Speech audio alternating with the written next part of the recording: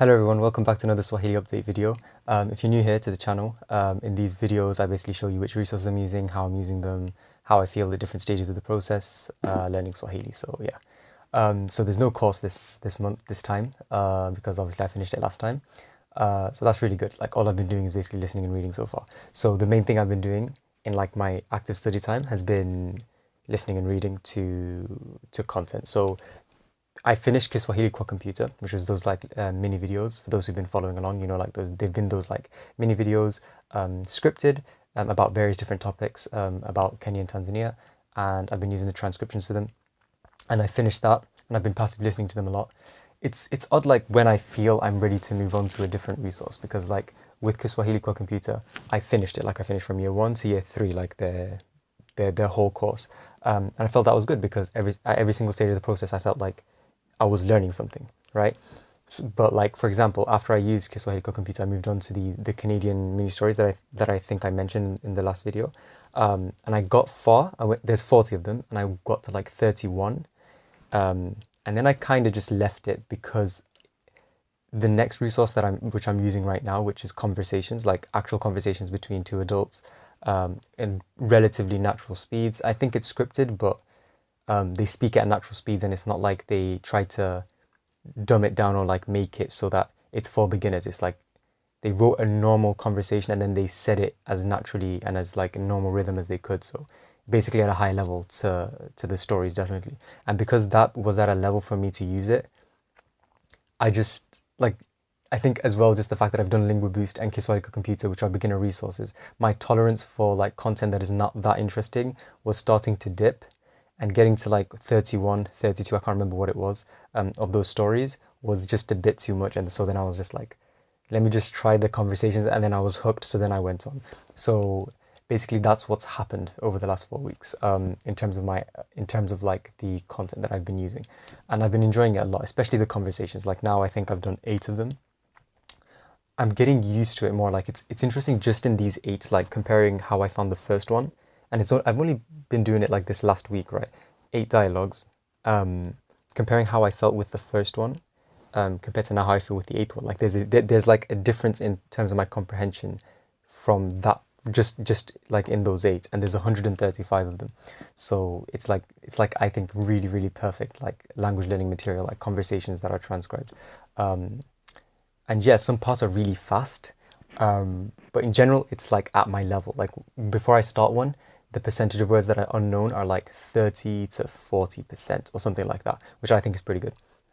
So yeah, and they're really enjoyable because it's natural, like as natural as it can get given my level. So yeah. So in terms of the passive immersion, I've been listening to the thing that I was like working on. So like while I was doing the Kiswahili Kwa Komputa, I was listening to that. I was listening to that. I listened to them like, because they're pretty long, like all together, like because I split into like the year 1 audio, year 2 audio, and year 3 audio. And like year 3 audio was like an hour long, but I think I listened to them like 5 times each at least. And I know year 1 and year 2 I listened to them more because I had more time with them. And I'm not saying I understood it all when I was passive listening to it. I understood like a lot of it. Some of them I know was difficult because the sound quality was a bit off. There was like specific vocab that I'm not really too worried about right now. Like if they were describing like cooking, they'd use like really specific ingredients, and I'm just like, I'm not worried about like not knowing that. But generally speaking, I understood it enough that I was able to follow along what was going on. And so yeah, and listening to it again and again was really helpful. I'm not sure if I'm gonna go back to like actively study these things again. I think I'll just keep moving on. But yeah, that was the passive listening for that. And then when I did the mini stories, which didn't take me long, going from 1 to 31 wasn't that hard because like 1 to like 20 was like really, really short stories. And like the rest of them were a bit long and a bit more tough. I didn't listen to them a lot, to be honest with you. I kind of like rushed through it, and I wasn't really into it because I wanted to get to the conversations. But literally just because last week when I had started the conversations, I've just been really busy. I actually haven't had that much time to passively listen to the conversation. So I actually haven't listened passively to the conversations that much. It's only been active so far. But I obviously hope that I'd be listening to them again and again and again throughout the next period. So yeah, that's basically with passive listening. But I do feel like I'm getting used to how it sounds much, much more, definitely. And so yeah, and that's really, really satisfying to just feel yourself understanding more and more of the language as it goes along. So in terms of the supplement, so like Duolingo, I've been going on with it. I finished like 1 and 2, like the 2 levels. Sorry, let me just close that. I finished like 1 and 2, which is good. I don't know how I feel about Duolingo. I feel like it's done its job right now, and I feel like just my personality, like I want to finish the course, like I want to just complete it. But like I know if I leave Duolingo now and continue with just listening and reading, in like a month or two, I'll be able to get the trophy. Like I know that that's something that can happen, but just part of me is like, why don't you just finish it?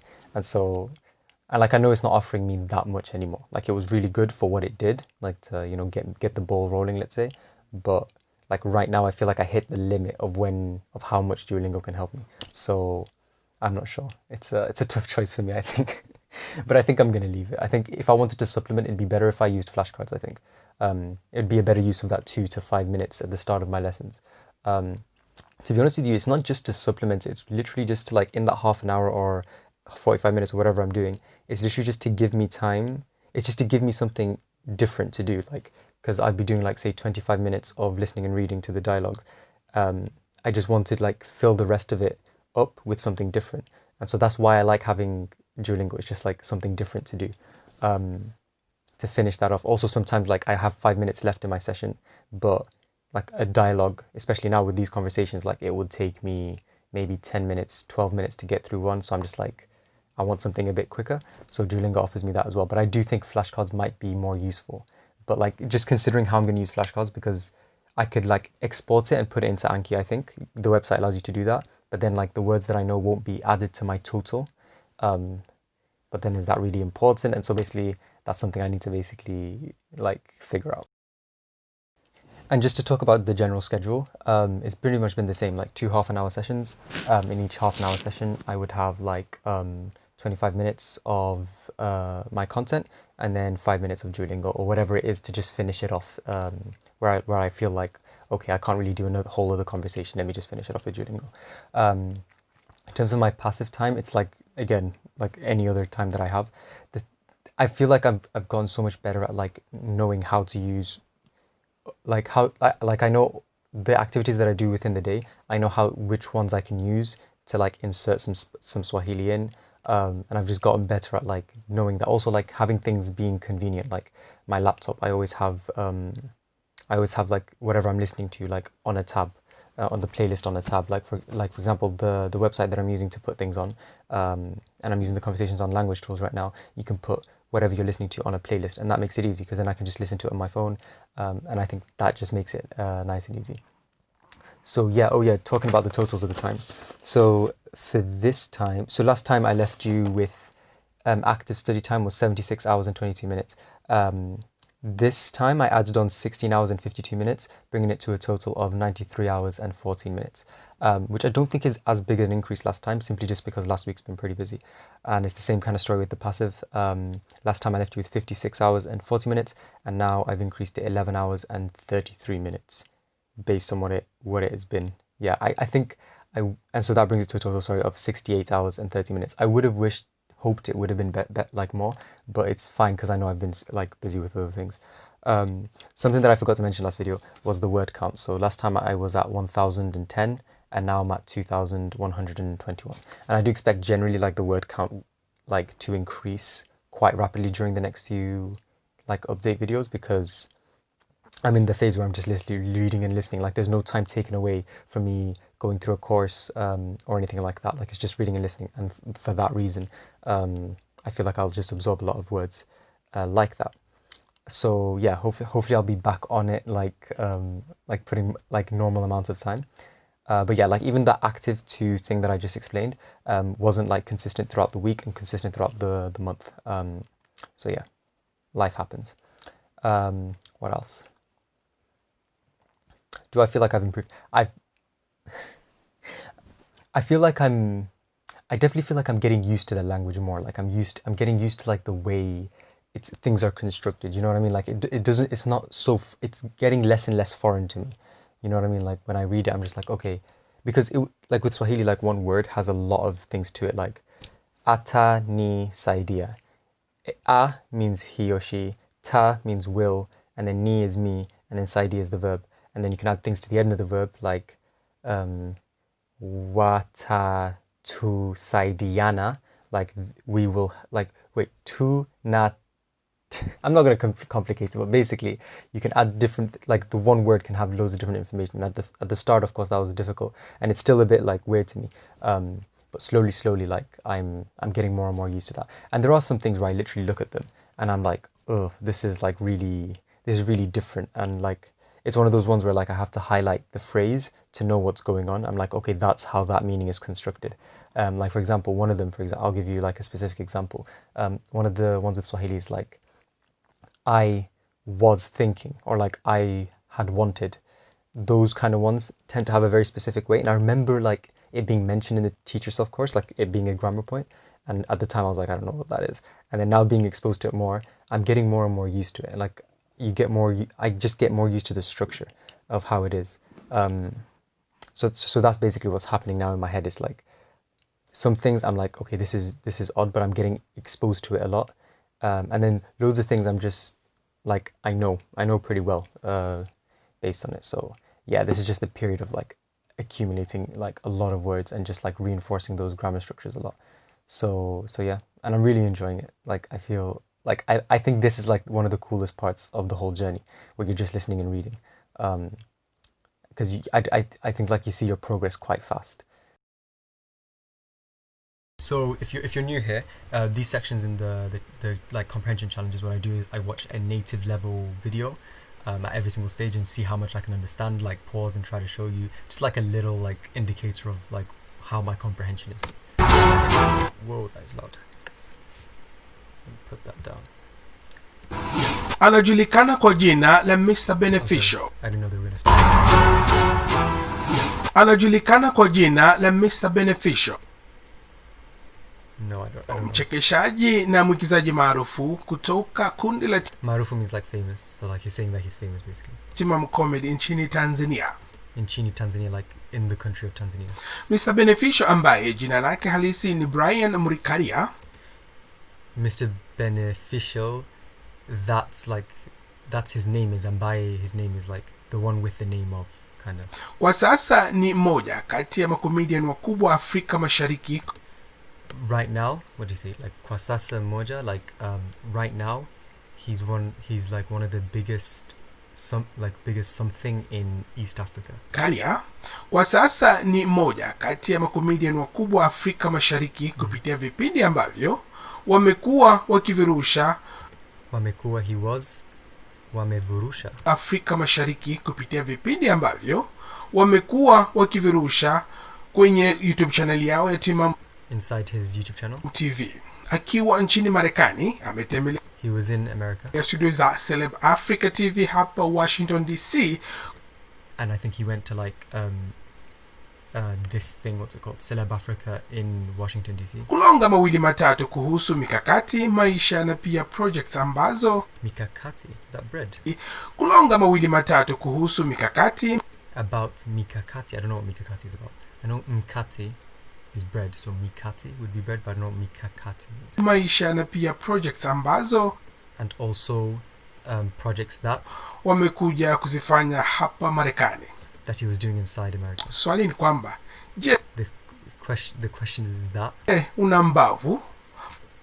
Je is like something you do at the start of like a question, so it's like je una mbavu. I'm not sure. Maana studio zetu zimegeuka kuwa stand up stage kwa dakika kadhaa tukiwa na Mr. Beneficial. Ila kabla tuendelea, hebu subscribe katika channel yetu ya YouTube.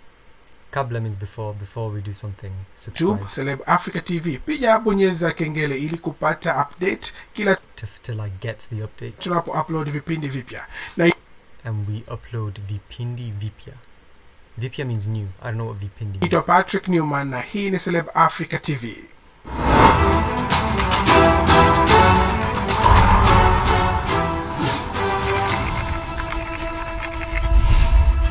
Okay, so far like I know what this is talking about, which is pretty cool.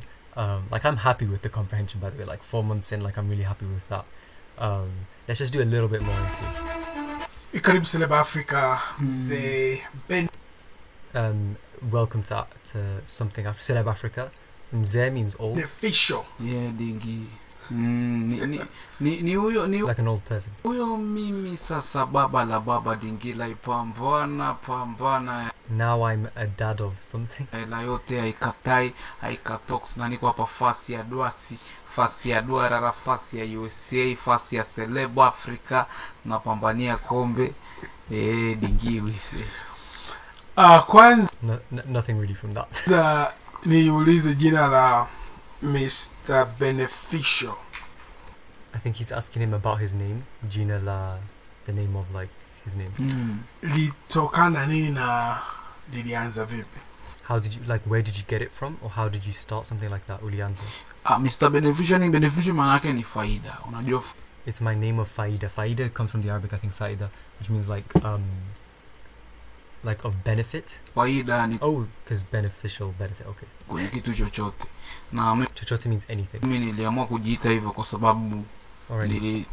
mimi najiona kama vile mimi ni faida kwa muda wowote ule, yani kwa chali yangu wote naye kutana naye nyumbani ni He said mimi. kwa muda wowote ule. Mimi ni faida kwa muda wowote. That means like wowote? Mimi najiona kama vile mimi ni faida kwa muda wowote ule.